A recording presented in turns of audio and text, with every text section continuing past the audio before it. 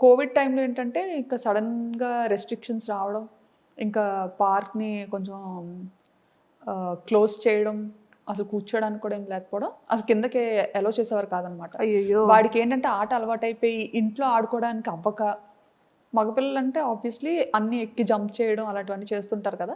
So, పాపకి నేను ready చేస్తున్న టైంలో నా సోఫా వెనక నుంచి పైకెళ్ళి, సోఫా పైనుంచి కిందకి దూకాడు. ఓహ్! పక్కన కార్నర్‌లో వైఫై టేబుల్ ఒకటి ఉంటదనమాట. Corner table. అది షార్ప్‌గా ఉండేది. చిన్న రౌండ్ టేబులే.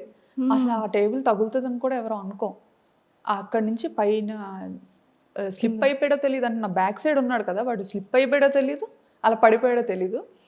పడిపోగానే ఇంకా ముక్కు ఇలా కట్ అయిపోయిందనమాట.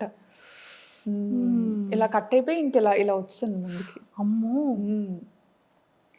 ఆహ్, అయ్యయ్యో!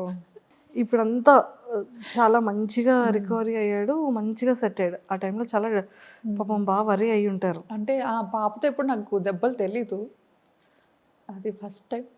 First time. అప్పుడు చాలా